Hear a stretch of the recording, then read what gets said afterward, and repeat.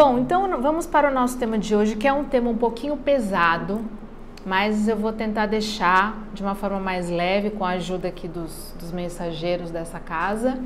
E vocês fiquem super à vontade para fazer perguntas, fazer comentários, me interromper, tá bom? Não tem problema nenhum. Fiquem super à vontade, fica até mais gostoso, mais dinâmico, né? Quando todo mundo participa, tá?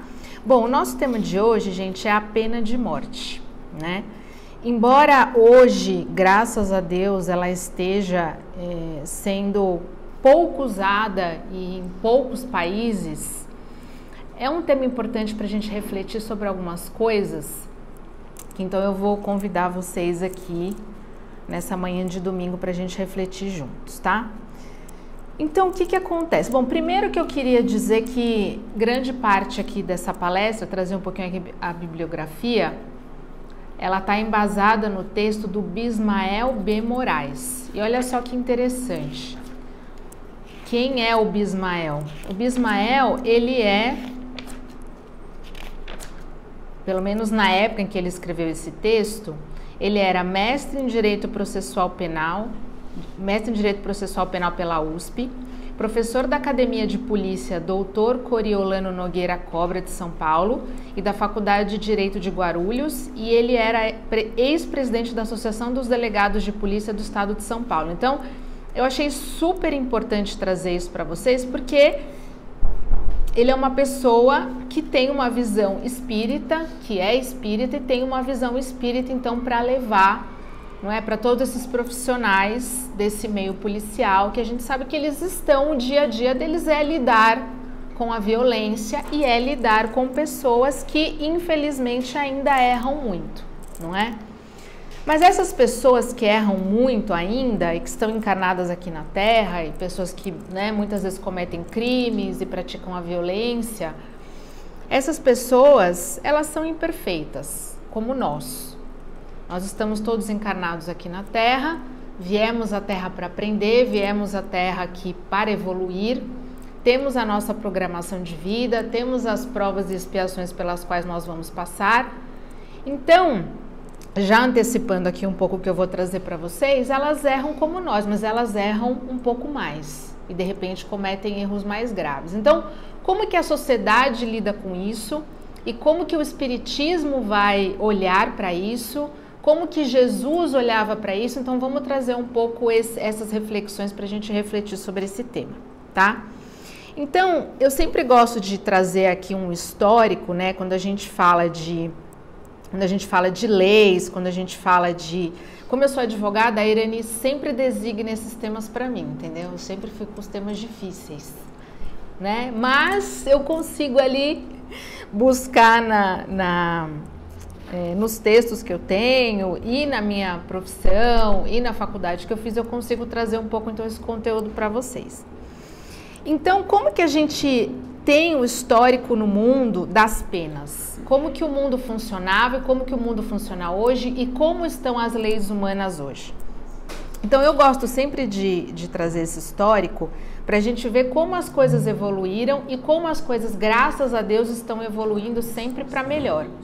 Porque a lei do progresso é uma lei que o Livro dos Espíritos traz para nós, não é? Como sendo uma lei imparável. Então, o progresso sempre virá. A gente veio ao mundo para evoluir e o mundo também evolui à medida que nós evoluímos, à medida que os seres humanos evoluem, o mundo evolui.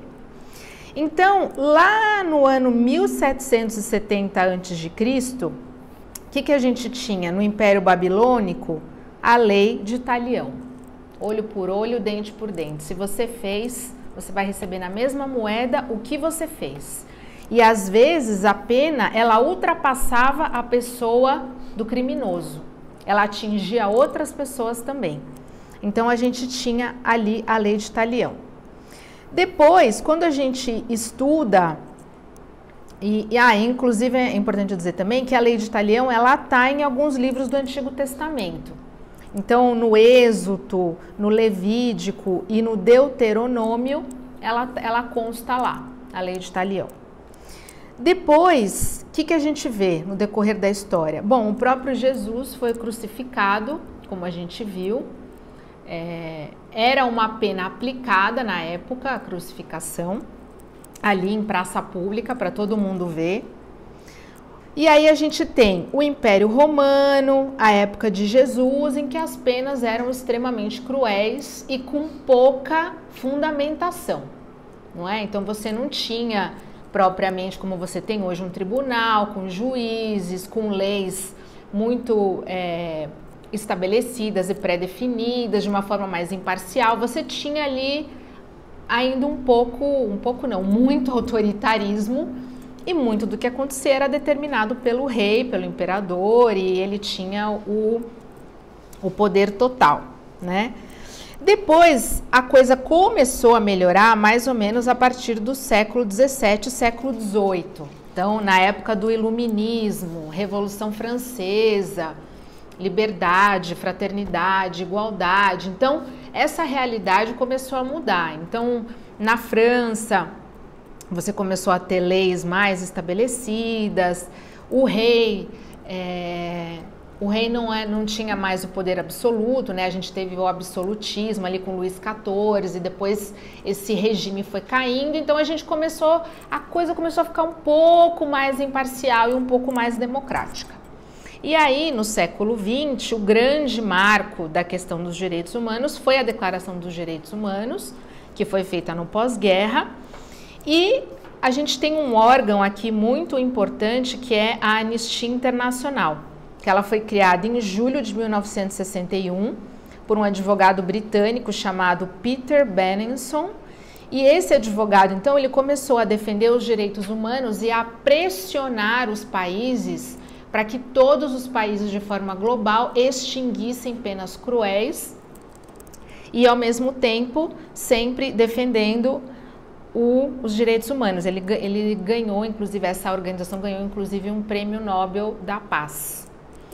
Então, graças a Deus, as coisas vêm melhorando. Então, hoje no mundo, a gente ainda tem 11 países que aplicam a pena de morte, tá? Eu não vou entrar muito aqui no mérito, acho que não é nosso objetivo aqui. Depois, se vocês quiserem, facilmente vocês conseguem acessar quem são esses países, até para a gente não entrar numa questão de julgar ou de, né? Então vamos, se vocês quiserem depois pesquisar, fiquem super à vontade, mas vamos entrar então agora aqui no nosso tema, mais olhando para o espiritismo, né?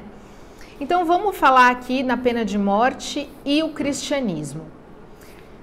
Para o cristianismo, quando a gente analisa a história de Jesus e quando a gente olha para Jesus, a gente sempre viu Jesus pregar o amor, a caridade, a solidariedade. Então a gente tem alguns casos aqui, alguns exemplos que ilustram bem isso. Por exemplo, o fato dele ter perdoado Dimas, quando ele estava na cruz. Dimas era um dos 2 criminosos que foram crucificados ali junto com Jesus. E Jesus disse a Dimas que ele seria perdoado e que ele iria com ele para a cruz. Desculpa, que ele iria encontrar com ele no paraíso, né? Então, depois Dimas foi canonizado pela Igreja Católica e hoje ele é considerado um santo, que é São Dimas. E a própria Igreja Católica, então, reconheceu ali o arrependimento dele, porque ele se arrependeu e pediu perdão no momento em que ele foi crucificado. Depois a gente tem outras passagens, como por exemplo a passagem de Maria Madalena, não é? Que os fariseus perguntaram para Jesus, e aí, o que vai acontecer com ela? O Jesus falou, atire a primeira pedra aquele que não tem pecado. Então vocês estão todos 100%, todo mundo aqui é o alecrim dourado? Tá perfeito, não comete nenhum erro, nenhum deslize, então apedrejem Maria Madalena, né? Se vocês não têm nenhum pecado e nenhum erro, apedrejem. Então, da mesma forma, a gente olhando aqui essa passagem de Jesus, se a gente for parar para pensar, se todos nós ainda, e olhando com esse olhar espírita, que é muito importante para a gente trazer para a nossa vida, porque nós sabemos aqui que nós não somos só matéria, nós somos espírito, que o espírito é quem comanda tudo e o espírito é eterno. Então, quem somos nós, seres encarnados na Terra, que erramos, que acertamos muitas vezes, mas erramos muitas vezes também, seres imperfeitos? Será que um ser imperfeito que comete erros pode aplicar uma pena em outro ser humano que seja completamente irreversível, porque a vida não volta mais, não é? A vida continua. Então faz sentido. Então Jesus, olhando aqui para a doutrina de Jesus e para a palavra de Jesus, a gente vai ver que Jesus sempre pregou a compaixão, o amor, a solidariedade, que nunca ele iria pregar a pena de morte para ninguém. Depois a gente vai entrar aqui no Espiritismo, mas obviamente que para o Espiritismo também não faz sentido, porque se o Espírito é eterno e se a gente está na Terra justamente para aprender, para evoluir, qual é o sentido da gente tirar a vida de uma pessoa? Ah, é para se livrar de um problema? Ah, eu vou me livrar aqui de um problema. Sendo que muitas vezes o Estado nem forneceu condições para que essa pessoa se desenvolvesse, para que ela trabalhasse, para que ela tivesse dignidade, para que ela tivesse condições de ter uma vida diferente da que ela teve para chegar nesse ponto de cometer tantos crimes. E aí então a gente vai se livrar de um problema? Esse seria um problema só material, não mudaria nada para nós que somos espíritas, porque a pessoa vai continuar vivendo no outro plano e depois ela vai ter que regressar para continuar então a sua caminhada, a sua jornada de evolução espiritual, assim como todos nós. Então esse é o primeiro ponto de reflexão. Trazendo isso para o nosso dia a dia, que graças a Deus no Brasil não tem pena de morte, mas eu acho que a reflexão que fica aqui é que do mesmo jeito que Jesus disse, atire a primeira pedra quem não tem pecado, então a gente trazer isso para nós. Quando a gente estiver julgando alguém, quando a gente estiver numa situação de tomar uma decisão em relação à vida de alguém, ou não sei, né, às vezes no trabalho a gente tem o poder de tomar decisões, de ajudar pessoas ou não ajudar pessoas, de aplicar penas, até para os nossos filhos, até, enfim, no próprio ambiente de trabalho, a gente fazer essa reflexão. Então, eu também sou um ser imperfeito, eu também sou um ser que erra, eu também sou um ser que estou aqui para evoluir. Então, onde está a minha humildade de acolher o outro, de ter compaixão pelo outro, sendo que eu também preciso de compaixão e muitas vezes preciso que alguém me perdoe dos erros que eu cometo. Eu acho que essa é a reflexão que fica aqui em relação ao Evangelho de Jesus. Tá? Então agora a gente vai entrar aqui na pena de morte e o Espiritismo. Então, como a gente já sabe, eu já falei um pouquinho, o corpo é passageiro e a alma é eterna, não é? E eu gosto muito de uma frase do Haroldo Dutra Dias, que é um espírita muito conhecido, muito conceituado, acredito que hoje em dia é uma das principais figuras espíritas que a gente tem aqui no Brasil, e ele fala que o nosso Deus é um Deus de vida, não é um Deus de morte. Por quê? Porque o nosso espírito é eterno e porque ele nos dá a oportunidade de reencarnar quantas vezes forem necessárias até que a gente chegue na nossa perfeição moral e espiritual. Então, também nesse sentido, como eu já disse, não faz sentido a gente ter a pena de morte. O criminoso, assim como nós, ele precisa do tempo dele de evolução. E embora a gente possa pensar que ele ainda está numa etapa evolutiva muito, muito inferior à nossa, se a gente está no mesmo planeta é porque a gente não está tão distante assim. Se a gente for parar para pensar, porque a gente ainda não está em Júpiter, que é um dos planetas mais evoluídos espiritualmente falando. Então, se a gente vive na Terra e não vive em Júpiter, a gente precisa baixar um pouco a bola e pensar que, poxa, ele é imperfeito, eu também sou. E tem uma outra frase que eu gosto muito do Haroldo Dutra Dias, que ele fala, olha, faz um exercício, vou fazer um exercício com vocês, que ele é até engraçado e tal. Ele fala, se você tem intestino, você é um espírito inferior. Porque espírito superior não tem intestino. Espírito superior não tem sistema digestivo. Então, se você tem intestino, baixa a sua bola, tem compaixão com o seu próximo, tenta sempre melhorar, tenta sempre praticar o bem, porque você ainda tem uma fatura de cartão de crédito muito grande para você pagar lá no outro plano. Então, é um pouco esse exercício aqui da humildade, da compaixão, da empatia, que o Espiritismo nos convida a fazer esse exercício quando a gente olha, então, para esse criminoso, né? Vamos dizer assim. Então, o espírito atrasado, em relação ao amor eterno, acha-se enfermo e precisa se curar. Então, a gente precisa se curar. A gente tem várias questões que a gente precisa curar e, assim como nós, esse criminoso também precisa.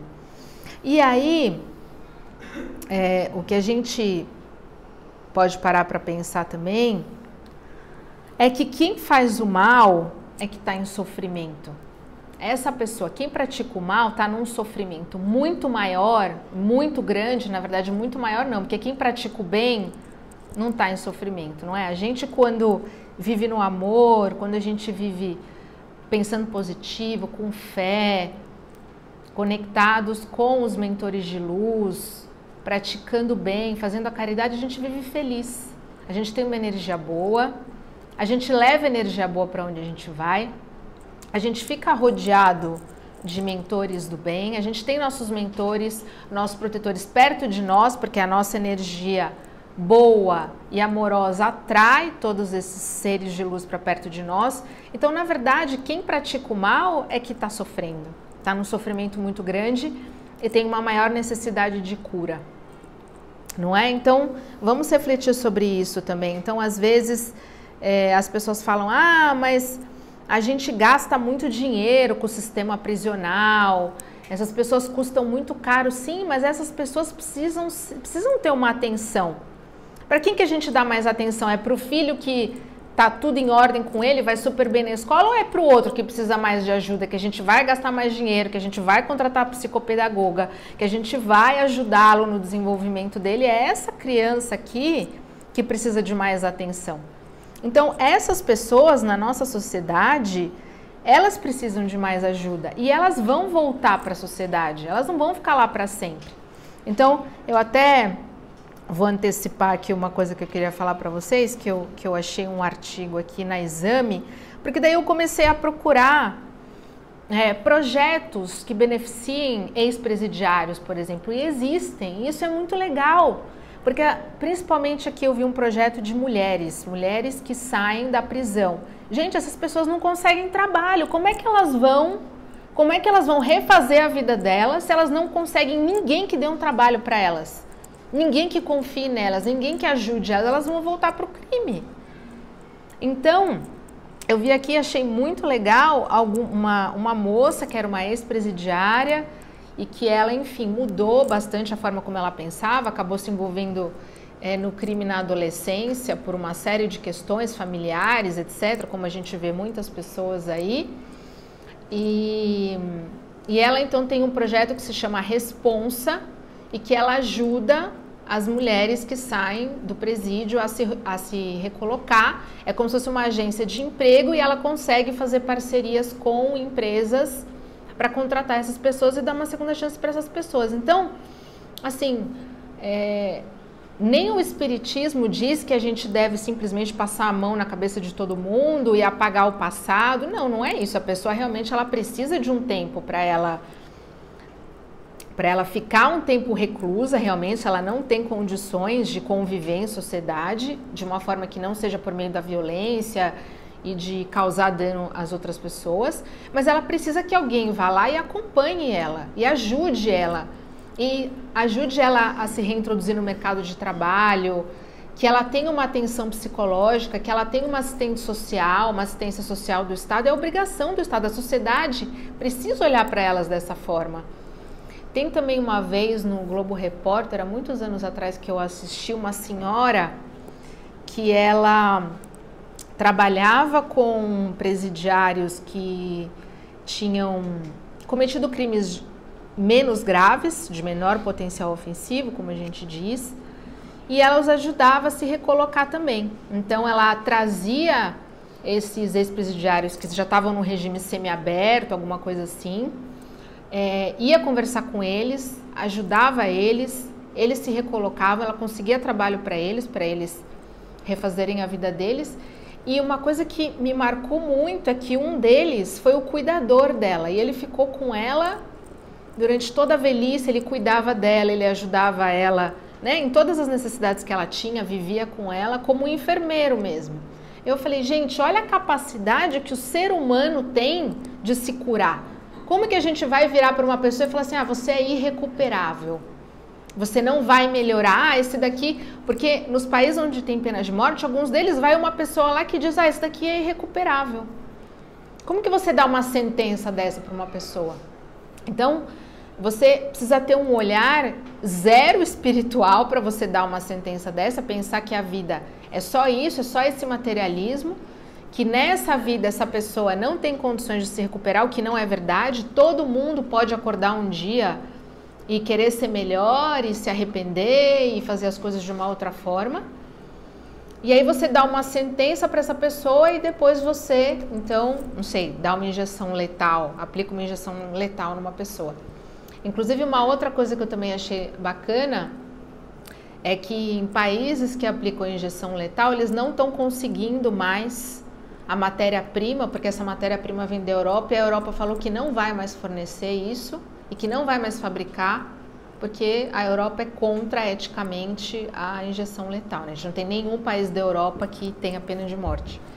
Eu falei, poxa, que legal, isso é responsabilidade social, né? O próprio país, inclusive que poderia estar ganhando muito dinheiro vendendo essa substância, não vende mais. Então a gente vê como, apesar de todas as nossas mazelas, a gente com certeza está evoluindo.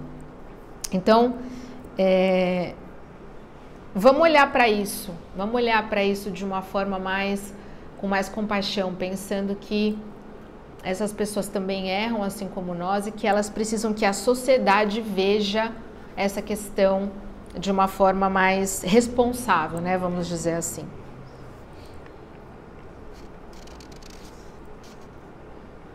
Bom, então já caminhando aqui para a gente finalizar, eu trouxe aqui, até extraindo aqui desse texto, então as 3 razões pelas quais o Espiritismo não defende a pena de morte e pelas quais a gente também não deve defender a pena de morte. Então a primeira é a ordem religiosa cristã, que a gente já falou. Então se a gente acredita numa sociedade mais amorosa, mais solidária, baseada nos ensinamentos de Jesus, a pena de morte não cabe nesse pensamento, nem a pena de morte, nem qualquer tipo de violência que a sociedade possa validar, não é? Porque a gente tem isso também, muitas vezes a gente não tem a pena de morte, mas a gente tem a validação institucional que se pratique violência contra algumas pessoas. Não, mas esse daí ele merecia. Isso também, gente, está muito fora do Evangelho de Jesus, tá? Não é só a pena de morte. A gente não pode validar a violência, de nenhuma forma. O próprio Jesus foi considerado merecedor disso. O que Jesus fez, né? Nada. Ele fez com que o poder se sentisse ameaçado. Foi só isso que ele fez, né?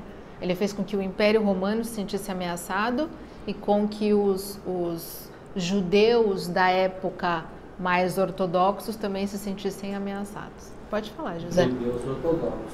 Né? Porque os romanos, eles não seguiam nada de religião, eles deixavam a religião por conta de cada país. Uhum.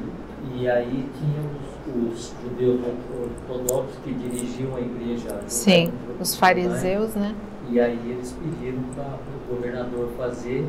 Sim. E ele fazia, o governador romano. Que mostra, até nessa série, né, que a gente adora lá dos Escolhidos, do The Chosen, mostra alguns momentos em que o governador ali ficava muito incomodado, né? Alguém levava para ele alguma coisa. Olha, você viu? Você está falando desse tal de Jesus de novo? Você viu o que ele fez? Você viu o que ele disse? Você viu o que ele está fazendo? E ele ficava sempre na dúvida ali, né? E ele falava até pro chefe da cidade onde Jesus vivia, fica de olho nele e tal. Então tinha um incômodo, mas como você disse, realmente acho que o que foi determinante foram os fariseus mesmo, né? E tanto é que assim que ele definiu o governador lá, o Pilatos, que lavou as mãos, no dia seguinte a mulher dele se mandou da onde ele estava, eles eram descendentes espanhóis, né? E então ela voltou para a Espanha no mesmo dia que ele tomou a decisão de crucificar Jesus. Uhum. De autorizar a crucificação de Jesus. Né? Sim. pedido dos judeus, logicamente, porque ele estava querendo, não queria tomar essa decisão, tomou e ainda ficou solitário. Solitário. A mulher dele pegou as 2 filhas e foi embora. Que ela não concordava, né? Exatamente. Na verdade, a Joana de Anjos estava ali dentro, né, desse momento. A Joana de Cusa, ela vivia junto com o marido dela, trabalhava para o governador. Olha que interessante. Então, isso ela eu não passava sabia. todas as informações que ela tinha e que ela recebia, ela passava para Jesus, e também ela tinha muita afinidade com Ah, sim, não, isso eu lembro, isso mostra na história, né? Até que ela ia também visitar o João, né? Que estava preso. João não, o outro profeta que veio antes de Jesus, que agora eu esqueci o nome dele, que ficou louco. Na verdade, essas informações que eu tenho é porque eu li os essênios, que conta a história de Jesus desde o comecinho até o final, né? Eu não cheguei a ver essa série. Mas essa série mostra.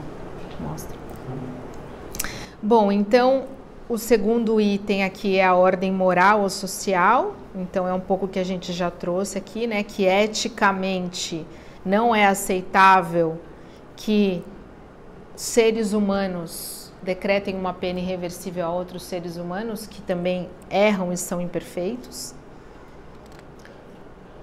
E a ordem ético-jurídica também, porque a gente precisa que o Estado julgue as pessoas de forma imparcial e dê oportunidade para que a pessoa se regenere e não aplique uma pena de morte contra essa pessoa. E nós, como cidadãos, também não devemos aceitar que o Estado tenha o poder de tirar a vida de alguém. O Estado não pode tirar a vida de ninguém. A gente não renuncia à nossa vida. E é isso que diz também a Declaração dos Direitos Humanos. Então, é um pouquinho aqui que eu já trouxe para vocês, não é? Que todos nós somos recuperáveis, todos nós somos passíveis de nos arrepender.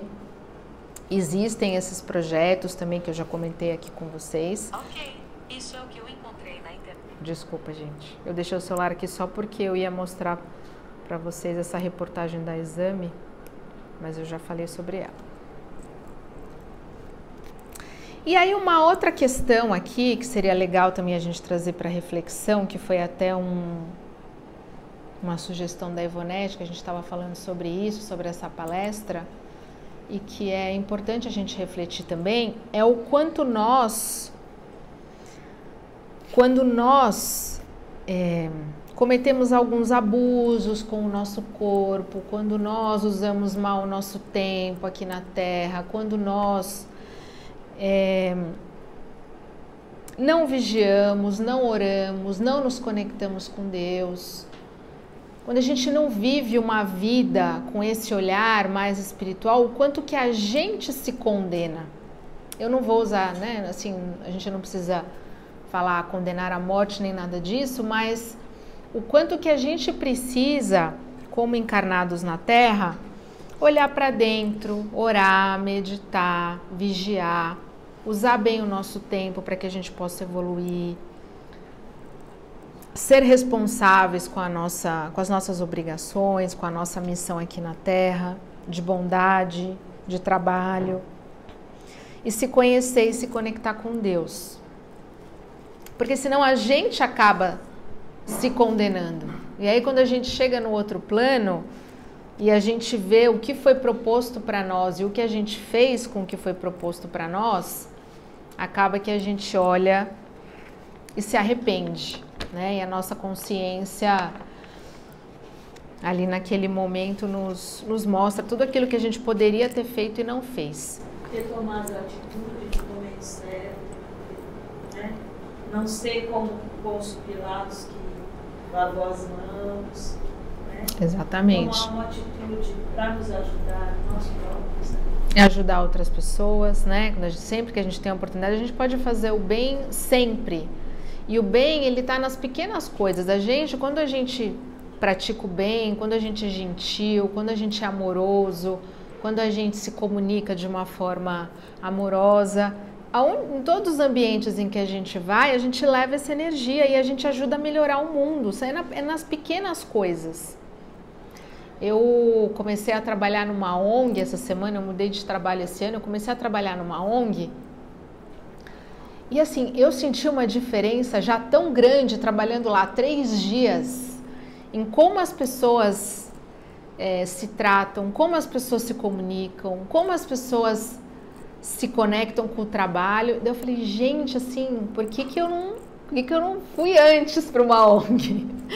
Porque é muito bonito, é um projeto de caridade, as pessoas fazem caridade no dia a dia delas para ganhar dinheiro ainda, né? Ou seja, claro que todo mundo recebe seu salário lá, tem um time super bom, super qualificado para fazer o que precisa ser feito. Então, eu fiquei pensando que é uma abordagem tão diferente e a gente precisa levar essa abordagem para onde a gente for.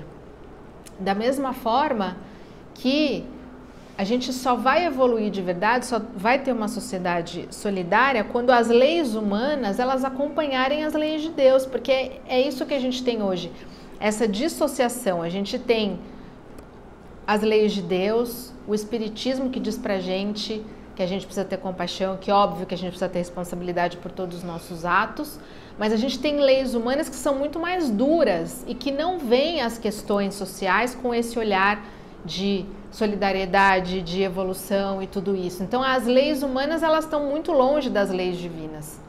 E aí, quando a gente tiver um mundo mais evoluído, a gente vai ter as leis humanas andando em conjunto com essas leis divinas.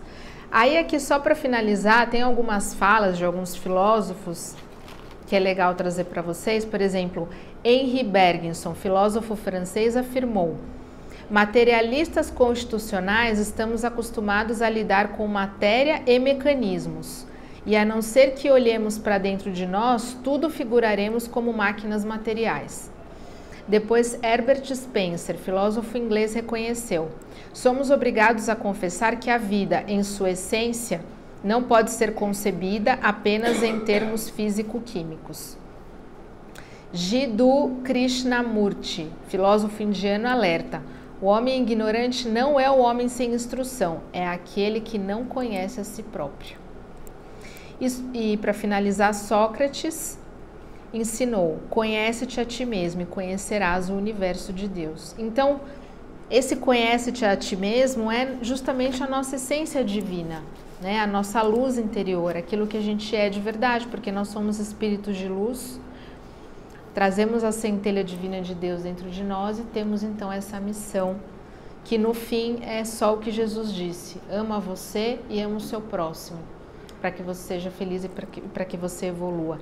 E só corrigindo aqui o que eu estava falando com o José, era o João Evangelista que estava preso e que recebia a visita de uma pessoa que era muito amiga da esposa de Pôncio Pilatos, é o João Evangelista, que agora eu lembrei, só para corrigir aqui.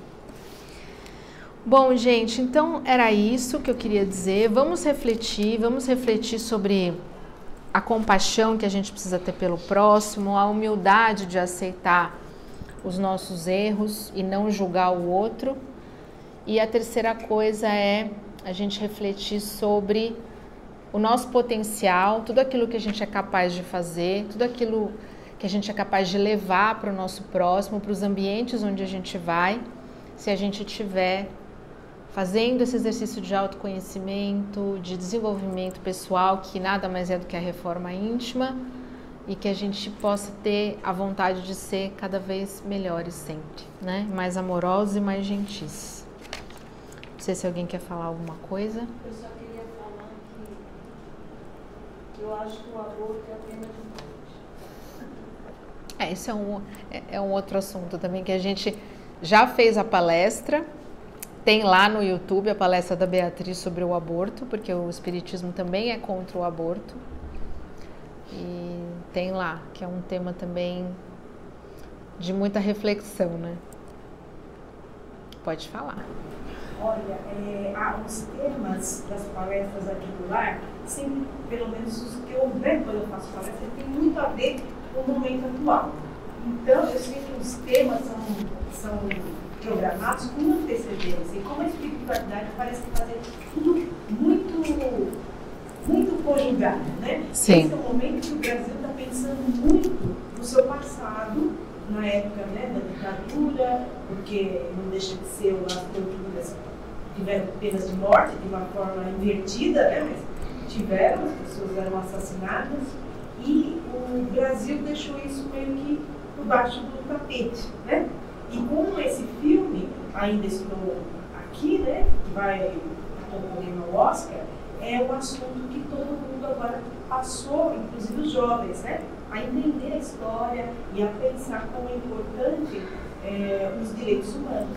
Nossa, assim, o tema de hoje tem muito a ver com o período que a gente está vivendo nesse Brasil, né? Sim, com certeza. E muito legal. Muito legal. E é o que eu disse, às vezes a gente não tem a pena de morte, mas a sociedade valida e permite violências, né? Que a pessoa vai, né, chegar à morte, uma pena de morte meia enrustida, né, enrolada, mas não deixa de ser, né? Teve muitos morreram, né? Sim. Muitas vezes são penas de morte que não tiveram nem julgamento. Exatamente. Exatamente. O julgamento de um só, né? O julgamento de uma pessoa que está ali na ponta, que tem algum tipo de poder. Então, exatamente. Tipo de poder sobre o ser humano, né? Sobre aquele ser humano. Exatamente. Então a gente não pode. A Globo News passou um documentário que ganhou um prêmio, um documentário antigo, sobre esse período, né? E eles ganharam o prêmio, então como o momento é de pensar em tudo isso, eles reprisaram. Não sei se alguém viu ontem à noite. Um documentário muito bom, mostrando a história. Eu não vi. Eu vi bem entre 11 e meia-noite, com aquela repórter que é economista também, mas ela fez um trabalho. E eu convivi nessa época aí e passei por uma situação assim muito desagradável, porque uma pessoa conhecida da família, ele assumiu que ele era comunista, ele foi preso, torturado durante meses. Meu Deus. Aí depois soltaram ele, passou uma semana, 10 dias, voltaram lá, pegaram ele e apareceu enforcado no meio da estrada, no meio do mato lá na estrada. Meu Deus do céu. E quer dizer que deixou uma criança de 2 anos e mais uma filhinha de 5 anos. Ele era farmacêutico, eu tinha 10 anos e meio nesse período. Minha mãe pediu para mim buscar um remédio na farmácia, e aí eu cheguei lá, ela falou para mim assim, a esposa: ô filho, eu não posso te vender porque não existe mais a farmácia. Nossa, que triste. E me marcou muito esse período. E então eu acho que é uma coisa muito chata esse período que a gente viveu. Sim. Durante muitos e muitos anos. Esse filme que está passando foi em 1971 que ele foi preso, e em 64 foi no dia 31 de março de 64 que foi o grosso mesmo da coisa. Sim. Uhum. O AI-5, né? Em 64. Foi declarado o estado de sítio. E depois, sim. Quer dizer, na verdade o militar tem que cumprir outras funções, menos a de poder. Então que sirva de lição, e parece que já estão tomando esse tipo de providência, porque eu vi o último discurso do Lula, que eu votei no Lula só nessa última eleição. Mas ele falou o seguinte: o militar tem uma imensidão de país para ser controlado, e que se eles fizerem isso bem feito, eles estão fazendo muito o que tem que ser feito. Porque nós temos hoje 80% da nossa folha de pagamento dos militares é para soldo e salários. São os mais bem remunerados do mundo. E, no entanto, de equipamento nós não temos nada. E a gente não viveu nenhuma guerra, que se viver, todo mundo vai predominar sobre o Brasil. Porque todo o investimento está para pagar os militares, os descendentes lá, que a mulher, muitas vezes a filha nem casa porque ela tem direito à pensão do pai. Quer dizer, e o brasileiro comum recebe um salário mínimo que não pode dar R$100 a mais de aumento por ano, porque senão não tem, estoura o orçamento. São as nossas questões humanas e sociais, né? A gente precisa discutir e encontrar boas soluções. Exatamente. Mas é isso. A justiça, ela é uma questão muito complexa, né? Muito complexa. E a gente não pode se deixar levar pelo discurso fácil, né? Não é uma coisa fácil. Não é por causa disso, né? Porque a gente moralmente não acompanha essa visão amorosa, essa visão de humanista, exatamente. Porque nas instituições, né? Ainda. A questão de você ter o tanto de presidiários que nós temos é porque tem alguma coisa errada, né? Sim. O país não é o país mais populoso, é o segundo em população prisional. Tem alguma coisa que não está batendo. Exatamente. Tem um monte de gente presa sem julgamento.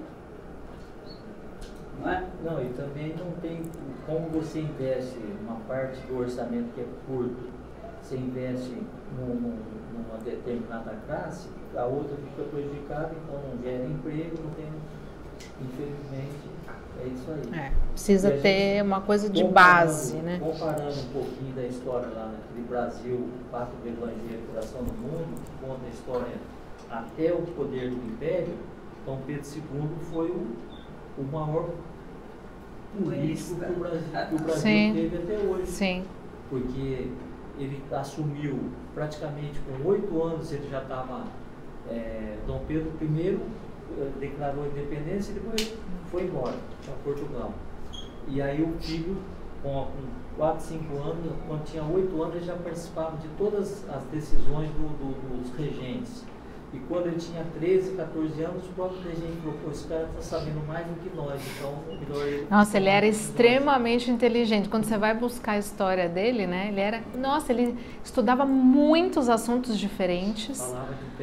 Falava diversos idiomas. Ele com certeza ele foi uma pessoa espiritualmente muito evoluída, né, que veio para o Brasil nessa época para contribuir muito. Ele era assim, ele passou a vida estudando, trabalhando o tempo todo.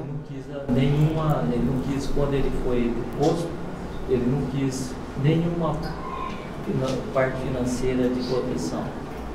Mas ele tem um compromisso anterior com isso que nós podemos falar depois. A gente vai falar assim. assim. Foi deposto pelos militares. É verdade. Bom, então tá bom, gente. Então vamos finalizando por aqui. O tema realmente é, né, polêmico, um pouco mais pesado, mas a gente tentou trazer com um pouco mais de leveza, para a gente refletir, para a gente, como eu já disse diversas vezes, aumentar a nossa compaixão e o nosso entendimento. E eu espero que vocês tenham uma ótima semana, um ótimo domingo e que Deus esteja conosco, que Jesus nos acompanhe. Querido Jesus, mentores de luz dessa casa, agradecemos por estarmos aqui reunidos, agradecemos pela luz, pelo acolhimento, pelo atendimento que aqui recebemos, por meio de todos os mentores dessa casa que nos atendem, que nos acolhem, que olham para as nossas necessidades. E nós aqui também, Jesus, sabemos que na nossa reunião emanamos luz, emanamos energia para o planeta, todos juntos em oração, para ajudar um pouco a elevar a energia do planeta, a vibração do planeta, e que a gente possa contribuir também com todos os nossos irmãos encarnados e desencarnados, que sofrem e que precisam de luz, que precisam de oração, de acolhimento e de esperança, Mestre.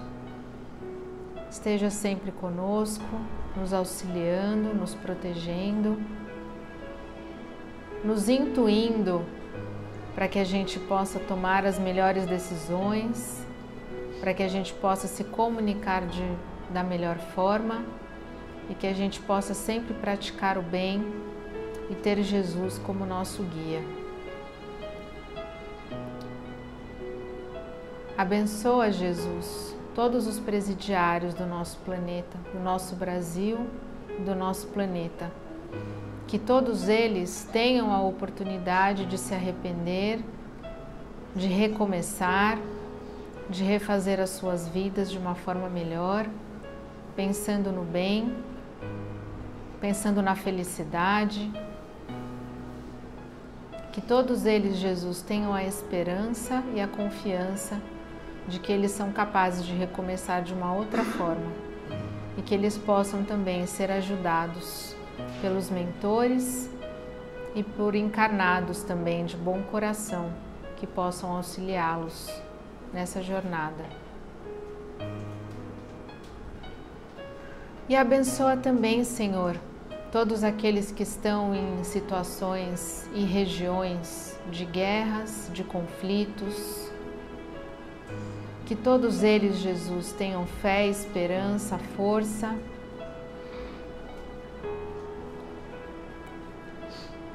para estar nessa situação e que o Senhor possa trazer a paz, possa trazer a luz e possa trazer a lucidez a todos os líderes que estão envolvidos em todas essas guerras e conflitos armados. Abençoa, Pai, esse planeta Terra, que ele seja cada vez mais amoroso, solidário e caridoso, e que nós possamos ser e contribuir para a transformação do mundo, com o nosso conhecimento e com a nossa amorosidade. Que assim seja, graças, Senhor Jesus.